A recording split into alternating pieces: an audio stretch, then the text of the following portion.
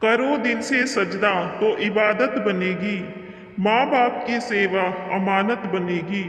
खुलेगा जब तुम्हारी गुनाहों का खाता, माँ बाप की सेवा जमानत बनेगी। लाख मजबूरी हो अपने माँ बाप का, साथ कभी मत छोड़ना। अगर धरती पे स्वर्ग देखना चाहते हो तो अपने माँ बाप का कभी दिल मत तोड़ना। नमस्कार दोस्तों, स्वागत है आपका हमारे YouTube चैनल पर। आज की कहानी है सबक। ललिता जी ने अपने तीसरे नंबर की बहू से कहा, बहू ये मेरे कपड़े सही नहीं धुले थे, इन पर मैल रह गया था, तो तू कपड़े धो रही है तो मेरे ये कपड़े दोबारा से धो देना। इतना सुनना था कि बहू गुस्से में लाल हो गई और तेज आवाज में बोली, अगर पसंद नहीं आ रहे हो तो खुद धो लो, मेरे बस का नहीं है बार बार तुम्हारे कपड़े धोने। बहू तू इतनी तिड़क क्यों रही है, मैंने बस कपड़े धोने के लिए ही तो कहा है। इस पर बहू और भी ज्यादा भड़क जाती है और बहुत ज्यादा बढ़ जाती है और बहू पैर में से चप्पल निकालकर सास को मारने को दौड़ती है और चप्पल सास की तरफ फेंक देती है। ललिता देवी जी अपना सिर एक तरफ कर लेती है और चप्पल साइड में से निकलकर चली जाती है। लेकिन यह घटना ललिता जी के लिए हृदय विदारक थी। ललिता जी फटी हुई आंखों से अपनी बहू को देख रही थी। वह वहीं के वहीं सुन हो गई थी। उनके मुंह से कुछ भी नहीं निकल रहा था। बहुत देर तक इसी स्थिति में रहने के बाद वह अपने कमरे में चली जाती है और अपने बिस्तर पर पछाड़ खाकर गिर पड़ती है। उनके हाथ पैर और शरीर की जान जैसे खत्म हो गई थी। उनकी बहू उनके साथ ऐसा व्यवहार करेगी, इसकी कल्पना भी उन्होंने नहीं की थी। पति के देहांत को अभी 3 ही महीने हुए थे। अभी तो मैं पति के जाने के गम से बाहर भी नहीं आई थी। अभी तो मेरे मन की वेदना भी खत्म नहीं हुई थी और आज मेरी बहू ने मेरे साथ ऐसा नीच कर्म किया है। आंसुओं की धारा उनकी आंखों से अनायास ही बही जा रही थी। उनके हृदय में तूफानों की आंधी चल रही थी। उनका हृदय मानो अभी रुक जाएगा। इस समय उनको इतनी ज्यादा पीड़ा हो रही थी कि इतनी पीड़ा अगर किसी पहाड़ को हो जाती तो वह पहाड़ भी टुकड़े टुकड़े होकर बिखर जाता। यही दिन देखना बाकी रह गया था कि औलाद के हाथों मार खाओ। बेटा भी वहीं खड़ा था। अपनी पत्नी की इतनी नीच हरकत पर उसे कुछ भी नहीं कहा। काश यह धरती फट जाती और मैं इसमें समा जाती। आप मुझे छोड़कर क्यों चले गए, आपके बदले मैं चली जाती तो यह दिन देखना नसीब नहीं होता। ललिता जी अपने पति रोशन चौधरी जी को याद करके और भी ज्यादा रोने लगती है। ललिता जी सोचती है कि आज ही से की लगती है। जब मैं इस घर में ब्याह कर आई थी, क्या था इनके पास? एक मिट्टी का छोटा सा कच्चा घर, कच्चा आंगन, घर के बाहर भैंसें बंधी रहती थी। सासू माँ इतनी तेज थी कि एक पैर पर दौड़ाकर रखती थी। एक काम खत्म करके हटती तो दूसरा काम बता देती थी। माँ जी के सामने कभी बोलने की हिम्मत तक नहीं होती थी। अगर कोई काम गलत हो जाता तो इतना डर लगता था कि अब क्या होगा। माँ की डांट से बहुत घबराहट होती थी। भैंसों का भी सारा काम करना पड़ता था। भैंसों को चारा डालना, भैंसों को पानी पिलाना, भैंसों को नहलाना और घर का भी सारा काम करना पड़ता था। पूरा दिन काम करते करते निकल जाता था। रोशन चौधरी जी बड़े रोबदार शख्सियत के मालिक थे। बड़ी बड़ी मूछें, लंबा कद, गठीला शरीर, बड़ी बड़ी गुस्से वाली आंखें। उनकी आंखें देखकर ही हर कोई डर जाता था। जब तक माँ और बाबूजी जीवित रहे तब तक कोई भी काम अपनी मर्जी से ना किया। जो माँ बाबूजी ने कह दिया वही घर में होता था। मेरी शादी के 10 साल बाद माँ जी के देहांत के बाद बाबूजी भी 1 साल के बाद चल बसे।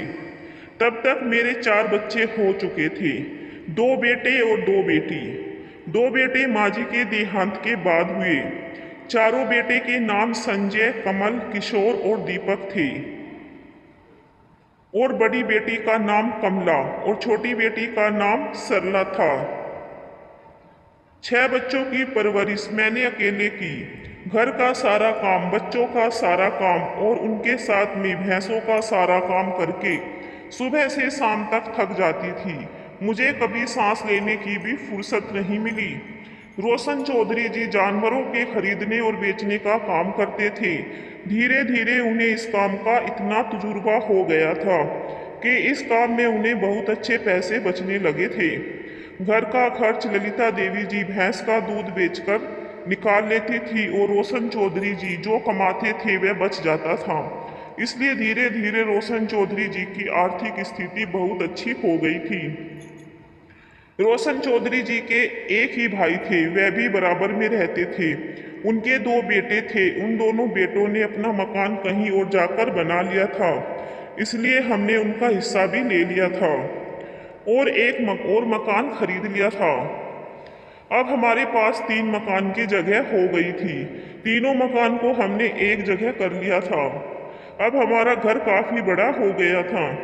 हमने यह सोचकर बराबर के मकान ले लिए थे कि 4 बेटे हैं,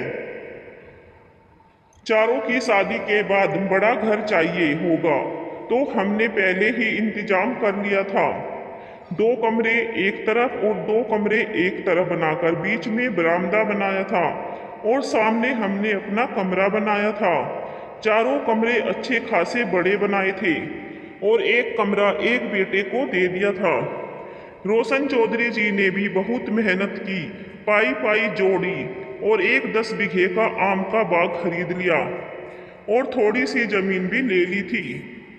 चौधरी जी का घर में बहुत रोब था। उनके आगे कोई भी लड़का नहीं बोल सकता था।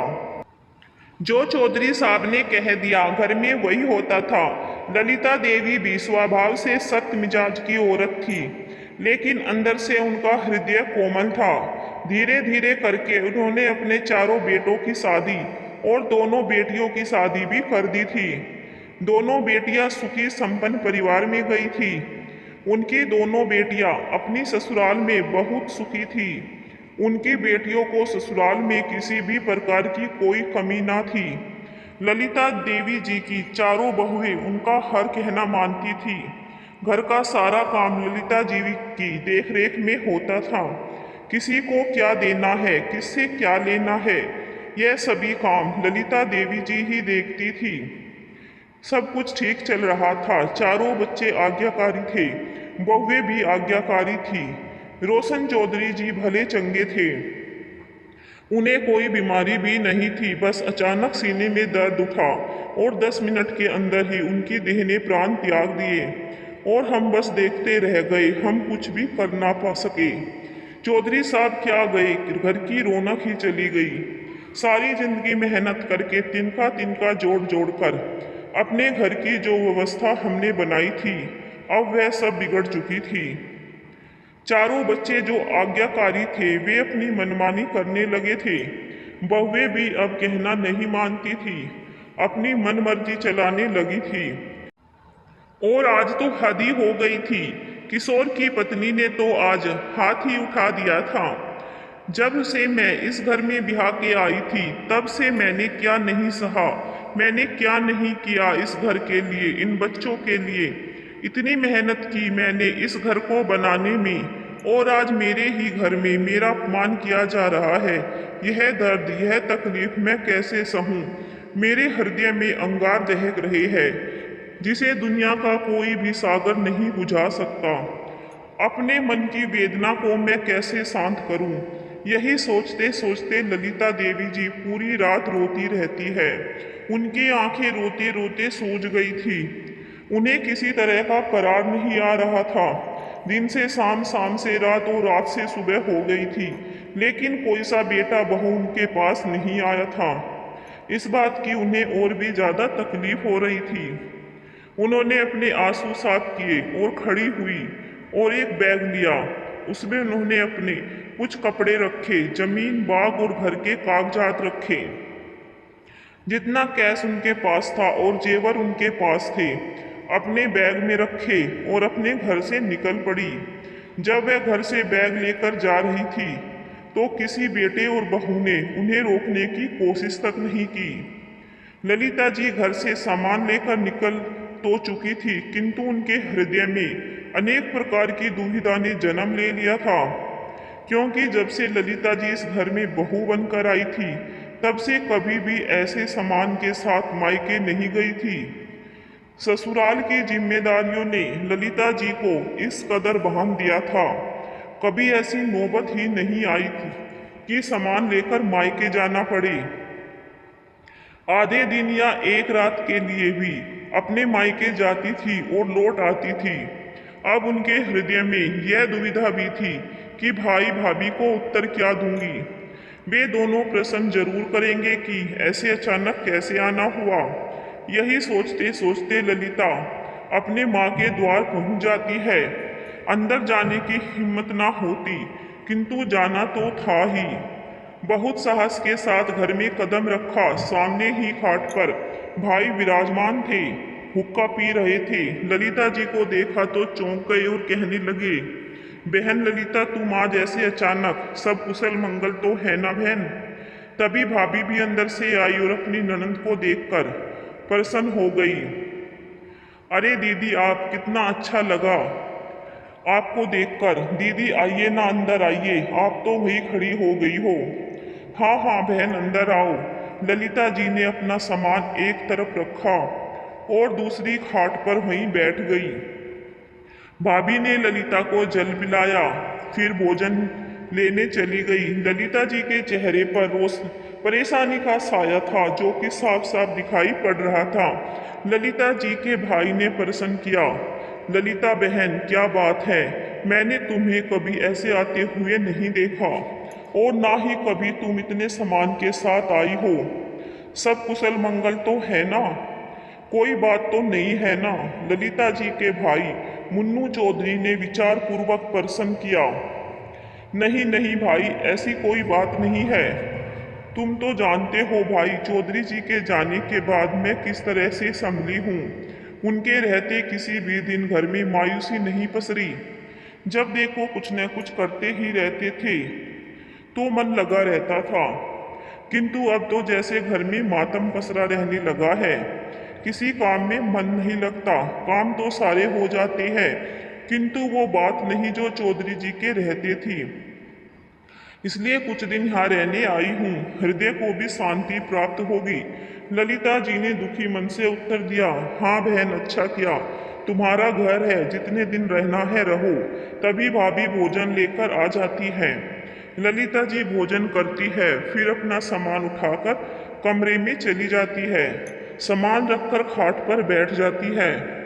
कुछ देर सोचती रहती है, फिर लेट जाती है।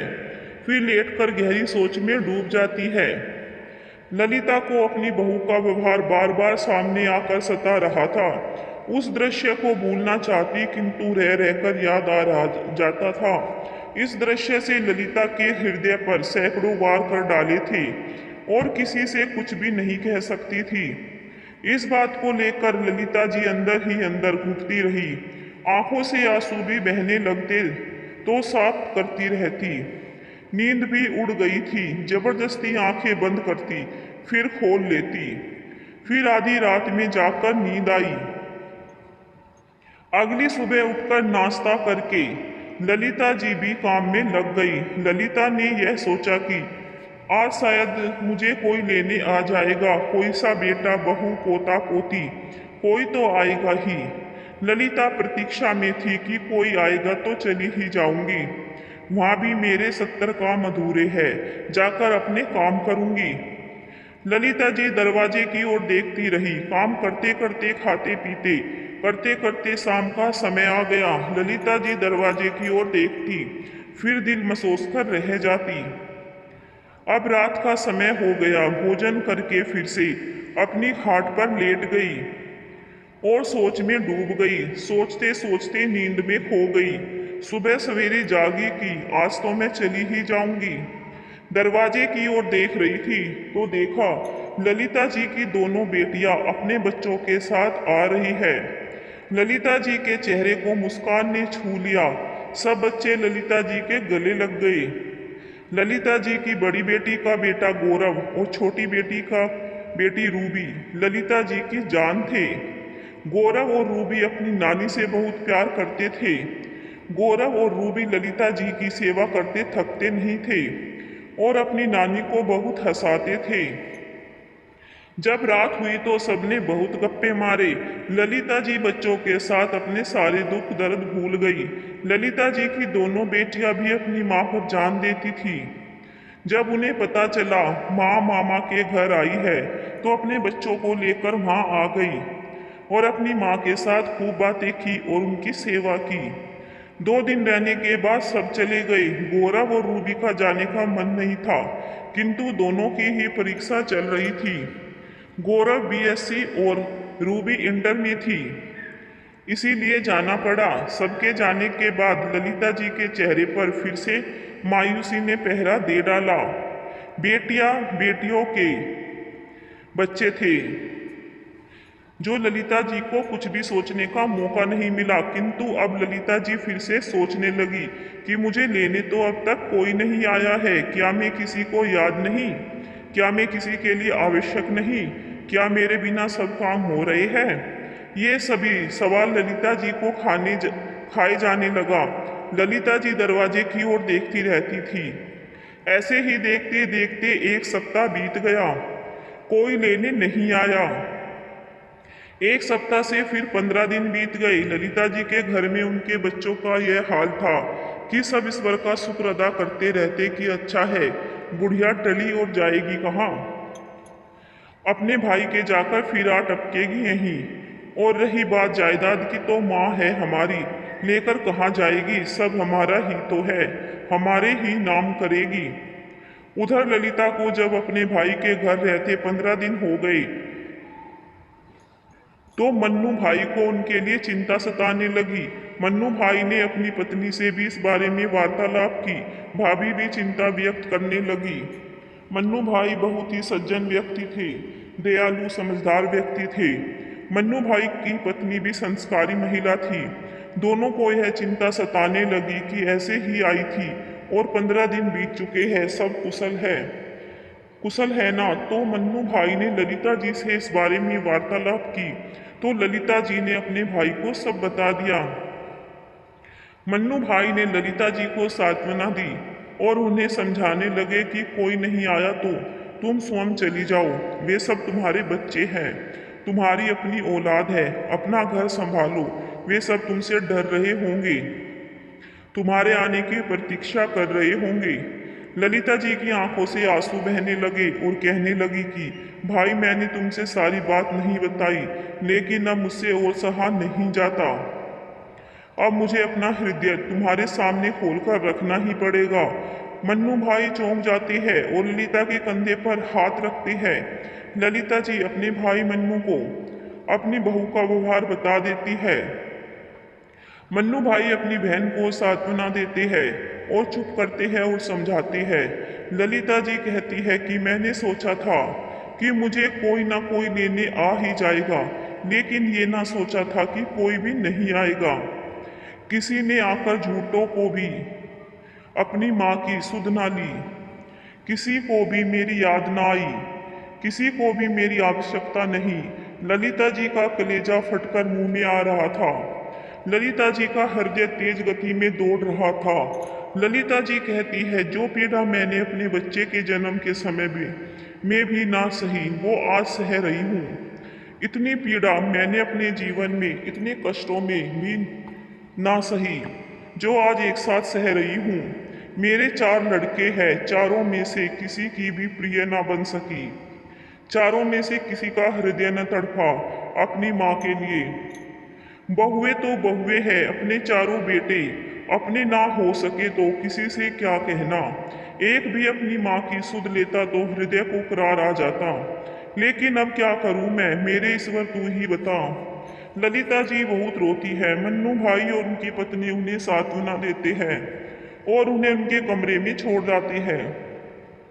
बाहर आकर मन्नू भाई अपनी पत्नी से कहते हैं कि अभी उसे करार ना है, अभी उसे सो लेने दो, कल तक ठीक हो जाएगी, और कहकर अपने कमरे में चले जाते हैं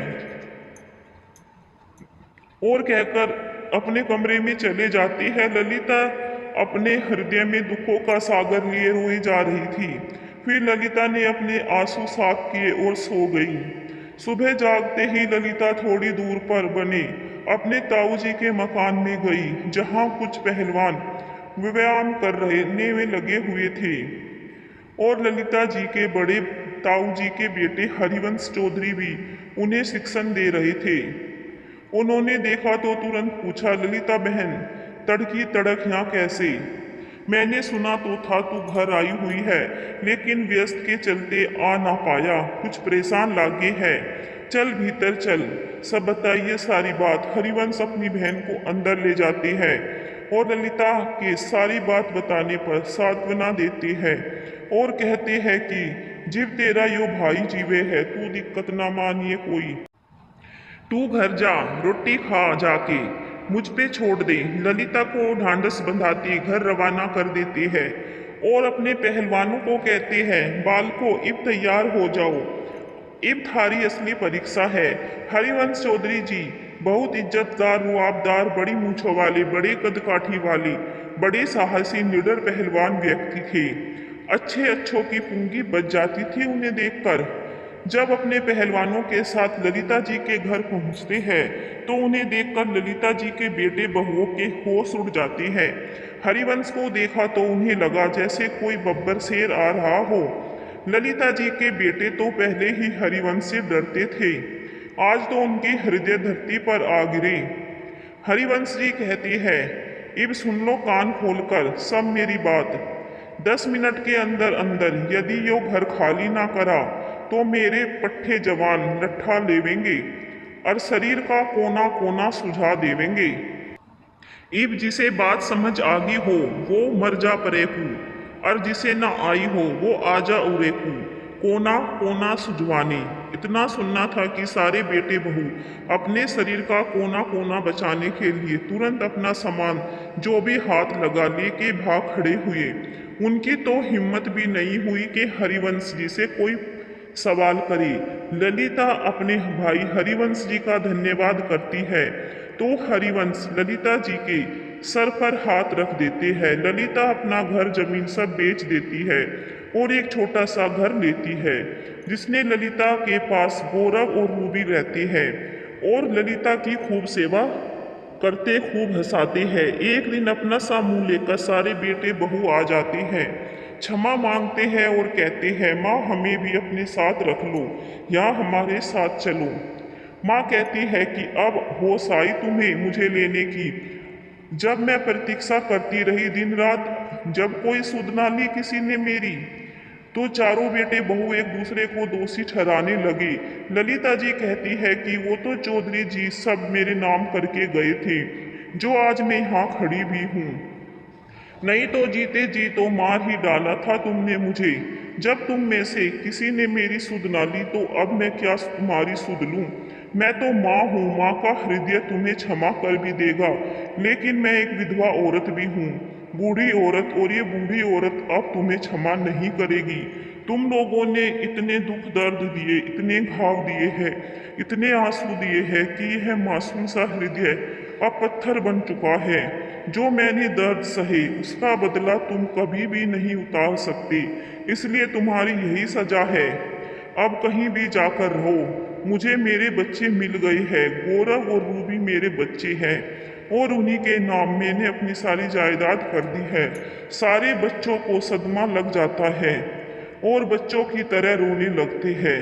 तभी गौरव और रूबी जोर से चिल्लाती है, हरिवंश अंकल जी आप। तो ललिता जी के बच्चे वहां से गायब हो जाते हैं। गौरव और रूबी ने ऐसे ही मजाक में किया था और अपनी नानी के गले लग जाती है। नानी भी हंसने लगती है। माँ की दुआ कभी खाली नहीं जाती, माँ की दुआ कभी टाली नहीं जाती। माँ बर्तन मांझ कर भी 4-5 बच्चे पाल लेती है, मगर 4-5 बच्चों से एक माँ पाली नहीं जाती।